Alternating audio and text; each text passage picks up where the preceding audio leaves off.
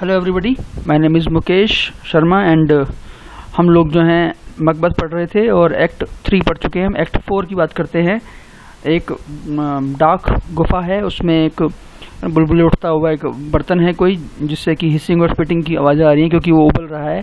3 witches जो हैं वो अचानक से स्टेज पे आती हैं और वो बर्तन के चक्कर काटने लगती हैं, कुछ अजीब अजीब से मंत्र पढ़ रही हैं, उसमें अजीब अजीब सी चीज़ें भी डाल रही हैं। एक बात याद रखना, ये आरपीएससी के लेवल पे देखा जाए तो अगर वो मुश्किल क्वेश्चन आपसे पूछना चाहें कुछ, तो इस तरह के क्वेश्चन पूछ सकते हैं कि उसमें क्या क्या डाला गया था ना। तो याद रखना, आई ऑफ अ न्यूट जो है, न्यूट जो है वो एक छिपकली जैसा जानवर होता है, सैलेमेंडर बोलते हैं इसको।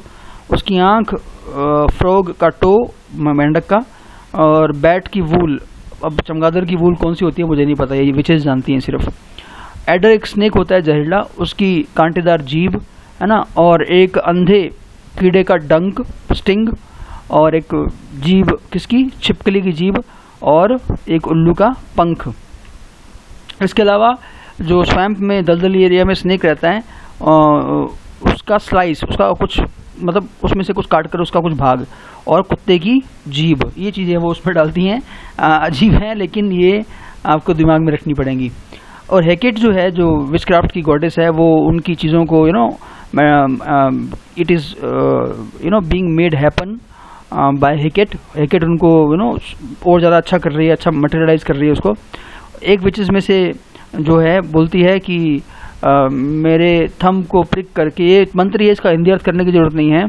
अगर मैं अपने थंब को प्रिक करूं या मैं अपने थंब को प्रिक करके तो कुछ जो है बुरी चीज़ इस रास्ते आ रही है।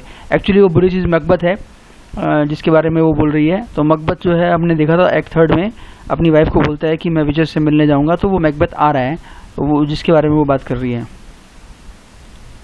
मैकबेथ जो है वो एंटर करता है स्टेज पे, क्योंकि विच ने जैसा बोला था, और वो विचेस को बोलता है कि उनकी जो भविष्यवाणियाँ थी उनका सच क्या है वो बताएं, है ना। इस क्वेश्चन का आंसर देने के लिए वो बहुत ही भयानक जो हैं अपैरिशंस, भूत को भी बोल सकते हो, परछाइयों को भी बोल सकते हो, उनको बुलाती हैं।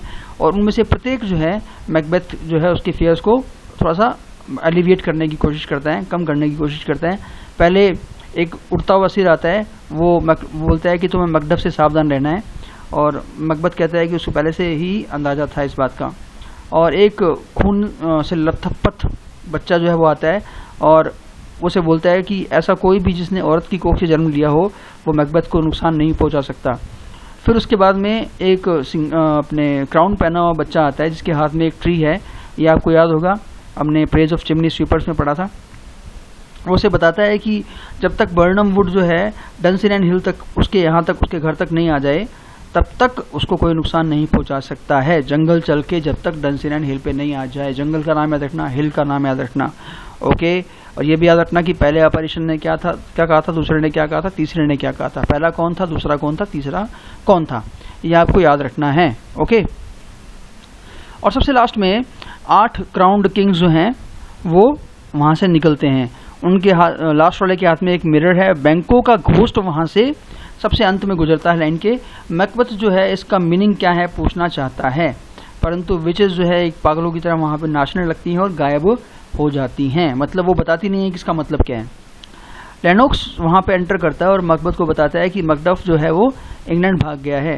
मकबत जो है वो ये दृढ़ निश्चय करता है कि वो कि वो मर्डरर्स को भेजेगा मकडफ के कासल में, है ना, कि उसको कब्जा कर लिया जाए और मकडफ की वाइफ और बच्चों को मार दिया जाए, ये वो दृढ़ निश्चय करता है। तो एक्ट 4 के सीन 1 में इतना कुछ हो जाता है, विचेस से मिलना और मैकडफ के भागने की जानकारी मिलना। आगे चलते हैं। तो मैकडफ का कासल है। सीन 2 में लेडी मैकडफ जो है, जो मैकडफ की वाइफ है, वो रोज से थोड़ा सा गुस्से से बात कर रही है। ये जानना चाहती है उसे कि उसका हस्बैंड जो है वो क्यों भाग गया है, उसे धोखा महसूस हो रहा है। तो रोज उसको जोर देके बोलता है कि उसे अपने पति के जजमेंट पर क्या करना चाहिए, ट्रस्ट करना चाहिए, और दुखी होकर वहाँ से गुजर जाता है। जब वो चला जाता है तो लेडी मैकबेथ जो है वो अपने बेटे को बताती है कि उसके पिता मर गए हैं, परंतु छोटा बच्चा जो है वो आर्ग्यू करता है कि वो नहीं मरे हैं अभी।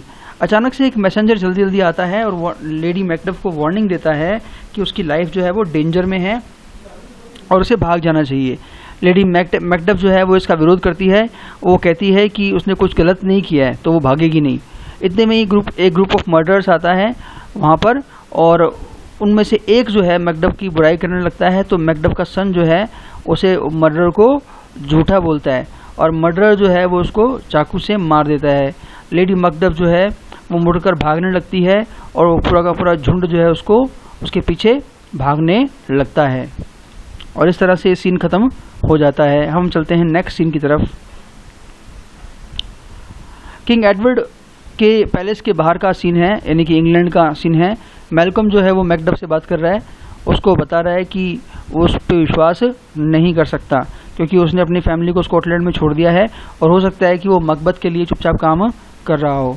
और ये डिसाइड करने के लिए कि मैकडफ जो है वो उस पर ट्रस्ट किया जाना चाहिए या नहीं, है ना, मैल्कम में क्या करता है, अपने खुद की बुराइयां करने लगता है ना। वो कहता है कि उसे लगता नहीं कि उसको राजा बनना चाहिए क्योंकि वो बहुत ही लस्ट से भरा हुआ है, लालची है और बहुत ही हिंसक भी है। ये सब बुराइयां वो करता है अपने बारे में।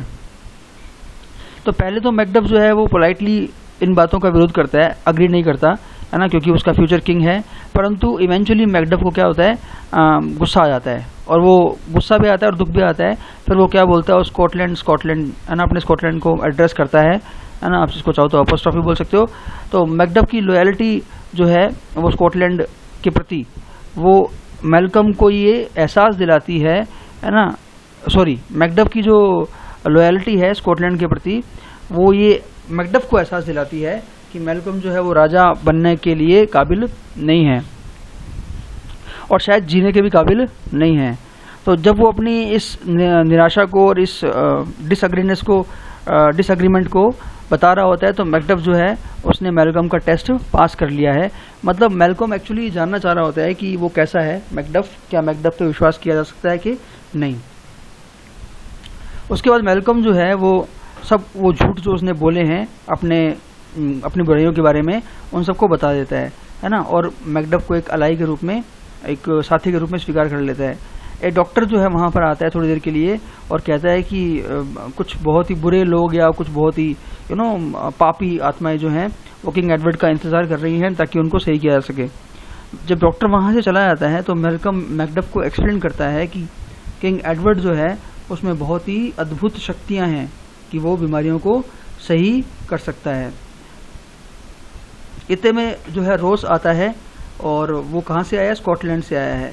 वो मैकडफ को बताता है कि उसकी वाइफ और बच्चे दोनों ही ठीक हैं, मतलब एक तरह से झूठ हो गया ये। तो वो मैल्कम को ये अर्ज करता है, मैल्कम को ये प्रार्थना करता है कि वो अपनी कंट्री में लौट जाए। वो सारे दुखों को, वो सारे संकटों को गिनाता है जो स्कॉटलैंड पे घटित हुए हैं जब से मैकबेथ राजा बना है। मैल्कम जो है वो कहता है कि वो 10,000 सैनिकों के साथ लौटेगा जो कि उसको इंग्लिश राजा ने यानी एडवर्ड ने दिए होंगे।